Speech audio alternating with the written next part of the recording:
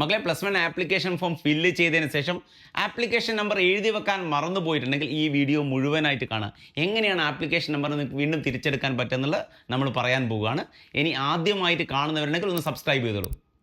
ഒന്നുമില്ല, നിങ്ങൾ hscap.kerala.gov.in എന്നുള്ള സൈറ്റിലേക്ക് എൻ്റർ ചെയ്യുക. സൈറ്റിലേക്ക് എൻ്റർ ചെയ്താൽ നിങ്ങൾക്ക് ഇങ്ങനെ ഒരു വെബ്സൈറ്റ് കാണാൻ പറ്റും. ഇതിൻ്റെ ലെഫ്റ്റ് സൈഡിലായിട്ട് get application number or get user name എന്ന് കാണാൻ പറ്റും അല്ലേ. അതിൽ ആ ലിങ്കിൽ ക്ലിക്ക് ചെയ്യുക.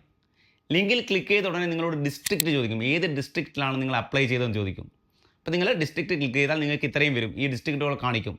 അപ്പോൾ നിങ്ങൾ പാലക്കാടാണെങ്കിൽ പാലക്കാട് ക്ലിക്ക് ചെയ്യുക, അല്ലെങ്കിൽ കോഴിക്കോടാണെങ്കിൽ കോഴിക്കോട് ക്ലിക്ക് ചെയ്യുക. ക്ലിക്ക് ചെയ്തതിന് ശേഷം നിങ്ങളോട് കുറച്ച് ഡാറ്റ എൻ്റർ ചെയ്യാൻ പറയും. ഒന്ന് SSLCയുടെ രജിസ്ട്രേഷൻ നമ്പറാണ്, അത് എൻ്റർ ചെയ്യുക.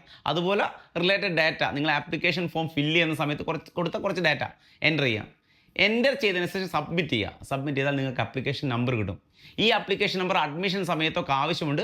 സോ ആപ്ലിക്കേഷൻ നമ്പർ മറന്നുപോയവർ ഇങ്ങനെ ഈ ആപ്ലിക്കേഷൻ നമ്പർ എടുത്തു വയ്ക്കുക.